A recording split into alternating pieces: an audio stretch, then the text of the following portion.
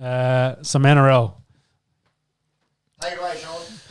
Well, I think there's a whole bunch of stories about Cameron Smith. Let's start with there. Melbourne named 2 new coaches, so Jesse Bomrich and Dane Finucane. Long-term players with the Storm. Dale Finucane. Dale, sorry. What did I say? Dane. Sorry, Dale. Why did I read that as a name? Dale Finucane. Long-time players. Both played, one's played Origin, one's played for the Kiwis. Both won bulk amount of premierships with the Storm. Mm-hmm. So they can definitely cover it.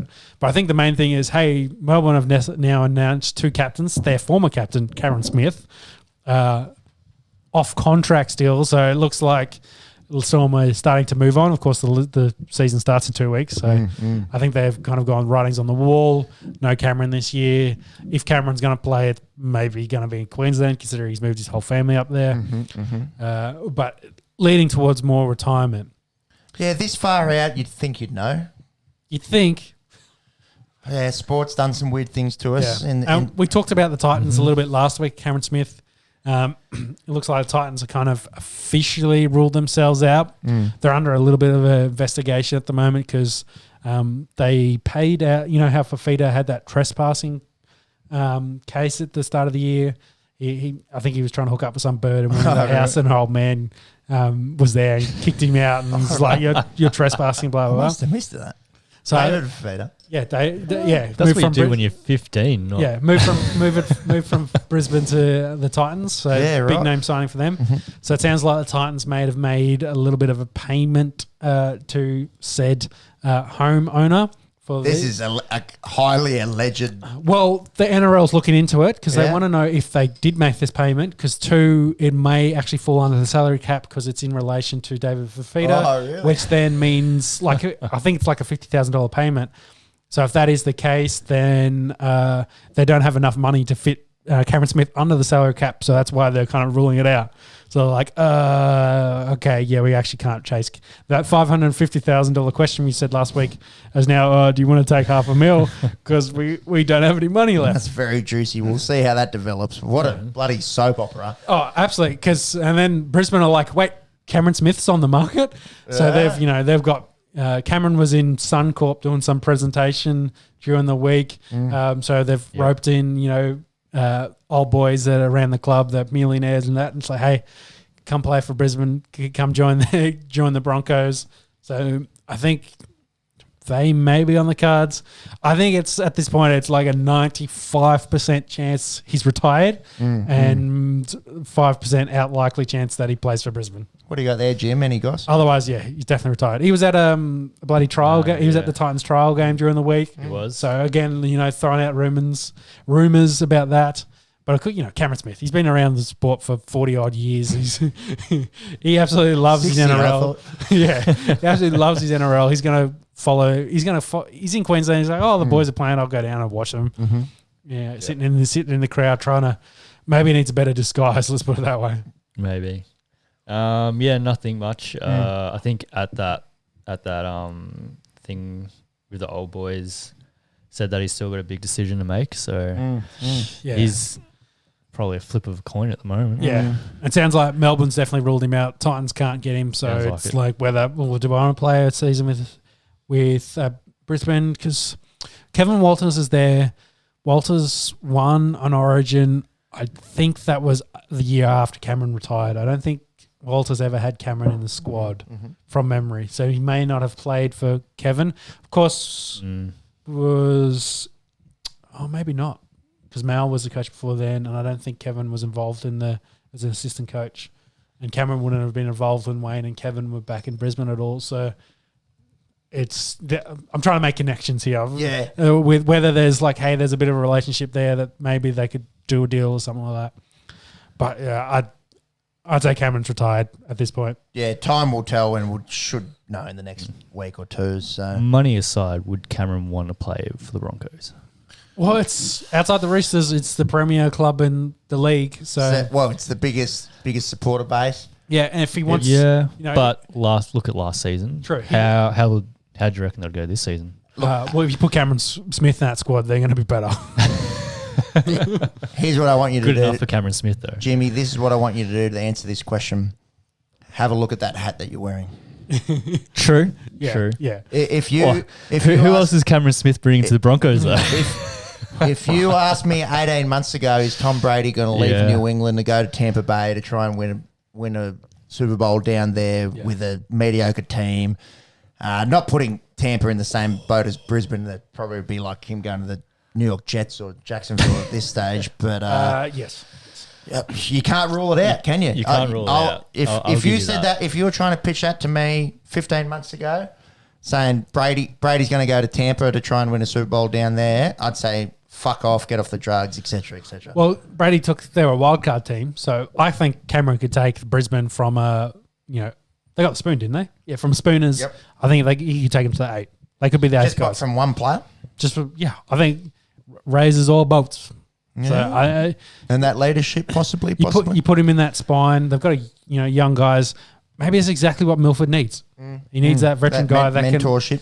can run him around, and he can then just play his natural game, which is the movements around there, the showpiece kind of spot. So I think he could do that. Do I think he's going to? The other point I was going to make is in Brisbane, a Premier club. Cameron, of course, been doing some more commentary in the last year. Do you play a year at Brisbane just to set yourself up? Like LeBron went to LA, do you put yourself in the core market you want to be in? Because, everyone knows he played for Melbourne. Everyone hates him because he played for Melbourne. Do you play a year at Brisbane so you can then be around the Queensland, you be in the Queensland media for the sport, you set yourself up for the next 10 years career-wise? Or do you just disappear into the ether and retire? He won't disappear into the ether. He'll definitely be doing something media or coaching related, you'd think. I will say, I said he was hated because he was at Melbourne. He did win 10 Origins for Queensland, so he's loved in Queensland. It was love-hate. And anyone that is not a Queensland fan or a Melbourne Storm fan tends to strongly dislike Cameron Smith. Just like Tom Brady. Exactly. You hate the fact that he's so good and that he wins all the bloody time. But does he go to Brisbane, make himself the face, help Kevin Walters out? Maybe they bring Bellamy in next year, and then he becomes, an assistant coach to Bellamy. You can see that story being written. You could, yeah. But I honestly think he'd retire. Time will tell. I know what I would do. I would be on a golf course with 6 to 8 beers every day for the rest of my life. But obviously he's got a family and shit to look after. Yeah. But I'd be surrounded by bulk bitches. Julie, I hope you're not an hour and 45. She's never going to be 2 hours deep in this shit. So Walters was assistant coach at the Storm. There you go. There's connection. I found it. Yeah. It's there. Yeah, you're doing an Alan off hangover, just trying to just grab some numbers and get them to fit. Yeah. No, the classic meme of trying to explain the story with all the ropes connected and that. Yeah. Well, we found the connection. There it is. Maybe in 2 weeks when he's named in Brisbane Broncos starting 13. You heard it here on the Esky. You've got a few like that recently. A few JJ Watt calls. a few come to mind. So we'll see. All-Stars game. Obviously, none of us saw. I don't know about. Did you guys catch? I didn't catch the actual game. I saw some idiot was getting married the next day. Yeah, that's probably didn't help us. I did see the intros. So the Indigenous war cry beforehand and the Maori haka, both very impressive. Definitely G up for the game. The game itself, from all reports, was a bit sloppy, a bit of drop ball. Not unexpected for the first game of the year. Whoa, excuse me. Finished in a 10-all draw. I don't think anyone was competitive towards the end. Like they were. You saw how it finished, but didn't you? Oh no, go. So there was 10-8 with a minute left to go. Kick a penalty. Maori's up. Yeah. And Cody Walker thought that it goes to golden point. So he's like, there was. We'll tie it up a penalty. Yeah. So and then Laurie Daly apparently knew that didn't go to golden point, and he was trying to get a message out, couldn't get the message out. We did score try. Yeah. They kick it and it finished in a 10-all draw. It sounds like if we had to miss a game, this was the one to miss. I think. Yeah. Yeah, it was a bit sloppy, and I think there was a bit of feeling in it as well. There was a bit of coming together. No real biffo to talk about, but Just a bit of passion. Definitely. That's the best way to explain. A bit of passion. You're playing, for your heritage. You'd question a bloke if there wasn't passion. Yep. Oh, definitely. So, and again, we spoke about it last week. I like this format. They used to have the NRL All-Stars. Well, I think it's good because, the Queensland guys, you miss out on the guys that, say, represent New Zealand. Mm-hmm. So they don't get to play in that. And of course, they play against Australia plus New Zealand. Mm-hmm. But you do miss out on, I don't want to say it's second tier, but you miss out on all those other Maori guys that, say, not playing for New Zealand but are playing in the NRL all the time. They're big names. Yep. Getting them to play against, good talent, and the Indigenous team is stacked full of talent. So I think it's just excellent. And it's just a better format. As we spoke about on the Esky last week, all those Melbourne guys unable to travel up. Your Bromwiches, there was a whole list, wasn't there? etc. Addo the cheese. The cheese.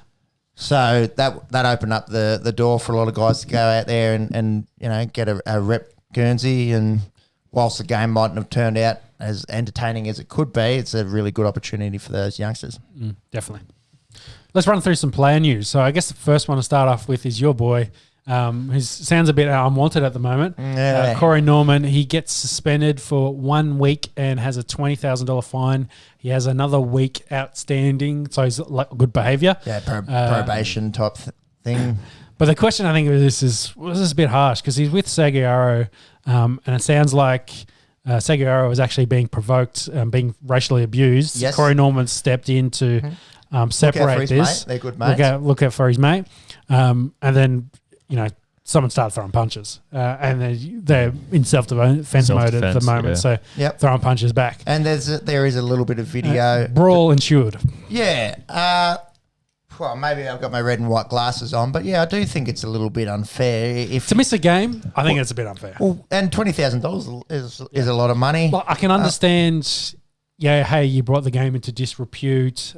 You're in the media for the wrong reasons again. Yes. I can understand the fine, maybe not $20,000, but the whole story, if true as well. Yeah, that's always two sides to every story, isn't there? If they were being racially abused in this, and the other blokes have thrown the first punch, exactly, which is what it looks like from the video. Yeah, again, you'd say, why isn't the NRL out here supporting them, backing them?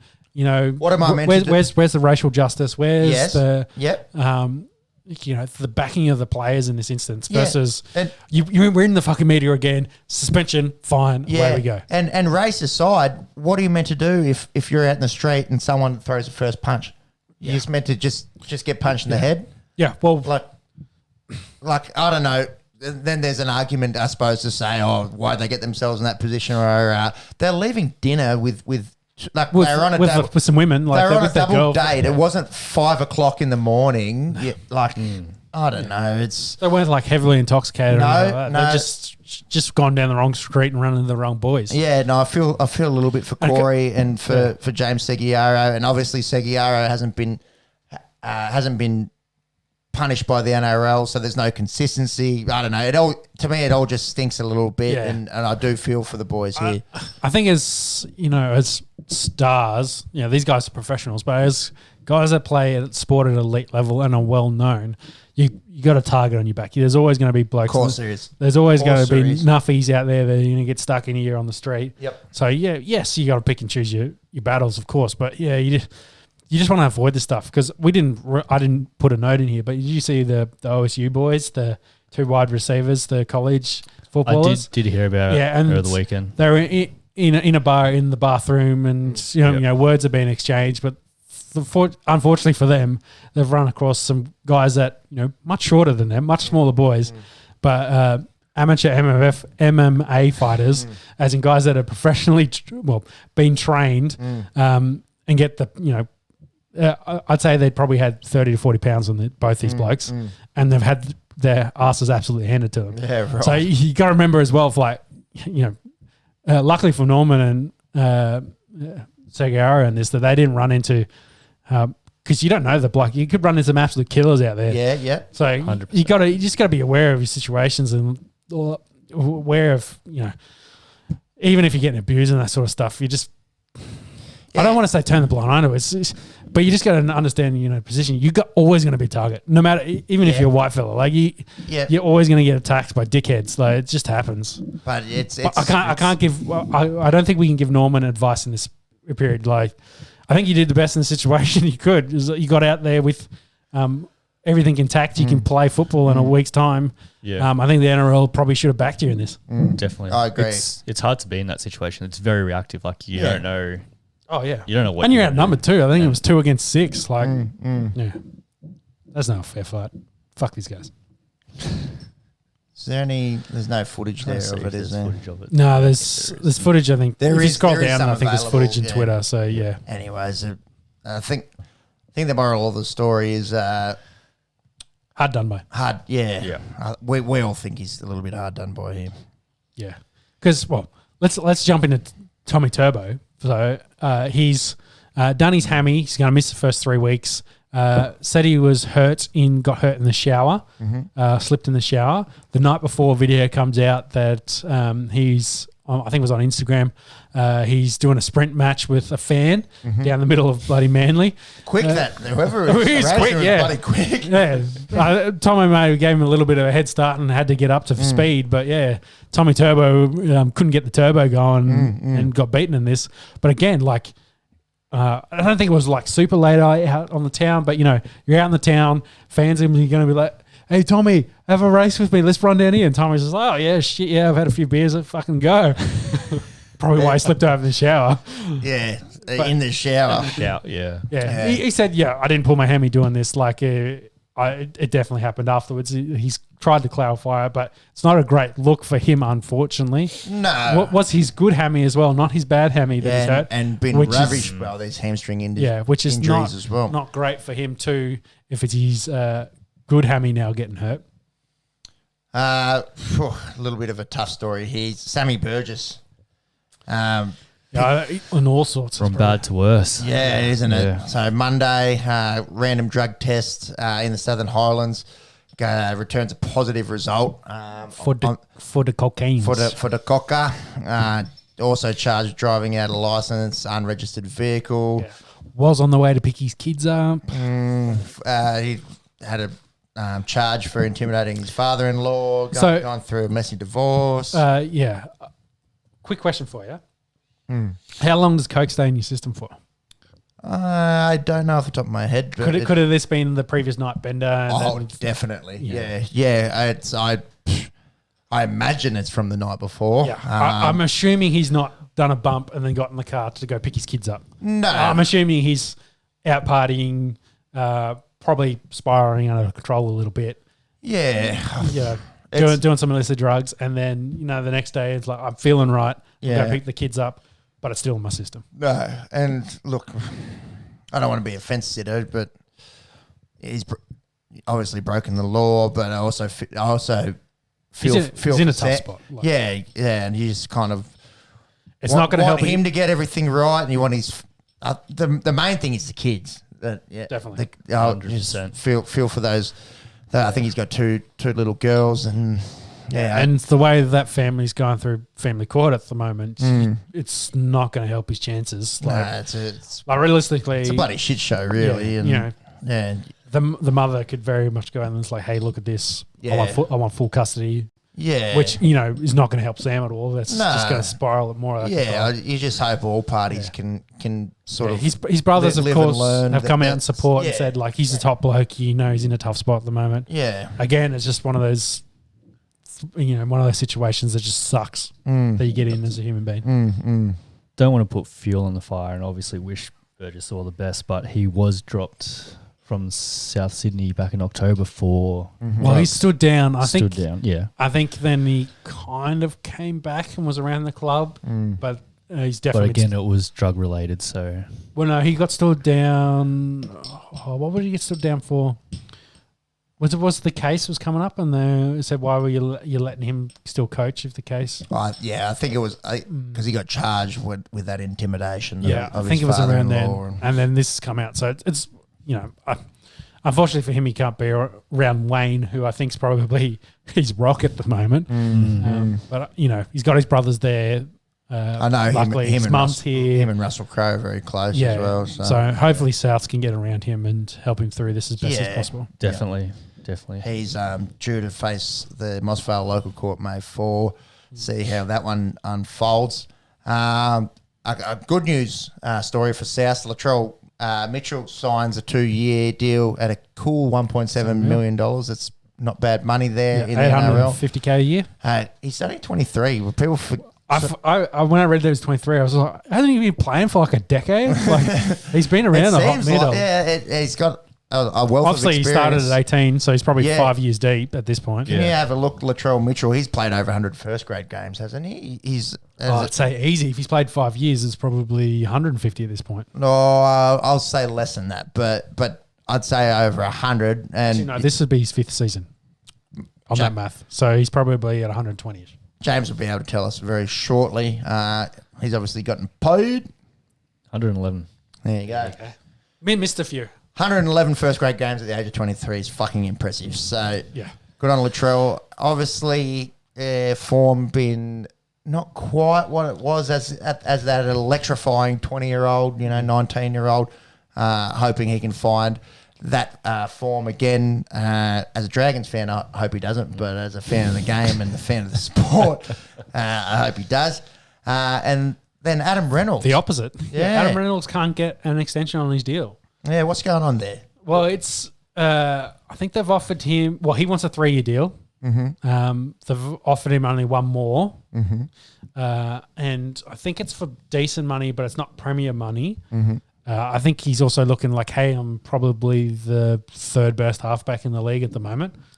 Top 5, I'll give him. Yeah, I mean, So it's like, hey, I want to get paid as well. Knowing South's also brought Benji in that squad to help, I guess, mentor them. Like, I thought maybe it was because Reynolds had been hurt a bit. They didn't want to commit to him long term, but he played all the games last year. His kicking game phenomenal. One of the main reasons they were very high on the table and went deep into the finals. So only 30 years old. I think he turns 31 towards the end of the year. So not super old for halfback. Still plenty of time. Yeah, he could still play another 3 or 4. He could give him a 3-year deal. He could definitely see out a 3-year deal. For sure. I guess, what do you think he's worth? If we say he's top 5, because elite halfbacks are getting $1 million a year. Yeah, well, if you go through that list, you've got DCE's on about 1.3. Yeah, well, DCE and Cleary are probably your top 2. 1.2-ish. Ben Hunt's on bloody 1.2, 1.1. Yeah, he's getting paid overs though. But he's not top 5. But if you say DCE and Cleary are your top 2 halfbacks. Yeah, well then you'd say Adam Reynolds is worth 900. Yeah, he's probably fits into in that 3, 4, or 5 range, depending on who you want to compete. You could pick and choose who those 3 are. Yeah. So he's probably in that range and looking to get that paid. But it doesn't sound like South's willing to pay that much and then commit to him for that length of time, because that's, say it's 9, that's a $2.7 million deal for 3 years. Is he contracted till the end of the year? Do you know? He's this season. I think so he's off contract at the end of the year. So he's like, hey, I want to stay. I want a long-term deal. I want to be, Souths for one club team. Careerman. Yeah. So I hate to do it to Burgess again, but it's reported that Rabbitohs have learnt from their mistakes with Burgess and his 4-year contract where he retired 1 year in. Yeah, but that's different though. He got hurt. It is different, but his body was fucked. Yeah, that's what it's reported. Like the Rabbitohs are thinking, well, maybe he's turning 30, he's getting older. We don't want to. Yeah, but he doesn't play in the forward pack though. He's not making 40 plus tackles true. And 20 odd hit ups a game. It'd be interesting to see what happens there with Adam Reynolds. Last rugby league story, and this. Well, there's plenty of clubs that would be out there looking to feel like they want Adam Reynolds. Yeah, definitely. There's heaps of clubs that would be chasing him. This is kind of makes me laugh, kind of makes me a little bit cranky. Well, before you get into it, do you want me to clarify? So it was announced the league saved overall $65 million in operation. I think they worked it out. it was like $144 million or something, was to run the league. And everyone was like, wow, that's a fuckload of money. So a part of, of course, COVID, they didn't make profit in this. They still had a loss. But I think what they were expecting, I think it was meant to be like 89 or like close to 90 odd mil difference. They managed to save 65 mil, of course, bringing that gap down. So they lost about 30. Yeah. And I think they did other stuff as well to then kind of cover it. So, of course, they're trying to make sure the league didn't go broke was the main thing. But most of the 65 million was done from cutting staff, cutting existing wages, trying to, bring it all down and consolidate. So to the point where, hey, we can then have a league this year and then, of course, try to build the funds up. There was the whole talk about the start of last season. There's like, where's the treasure chest? Why haven't they been storing money away for however long? So that, hey, the rainy day money, when this sort of thing happens, that you need to then, pull money out of your ass, that you've got money there. Of course, the league's been spending money left, right and centre. I think it's probably a bit of a credit to Volandis coming in that they've cut the league back so much to save money that maybe, it sucks. I guess it sucks for all the people that lost their jobs in this process. But maybe this now can then help for the next decade, put the rugby league in a spot where it's then more profitable, where they can employ more people and have more jobs long term.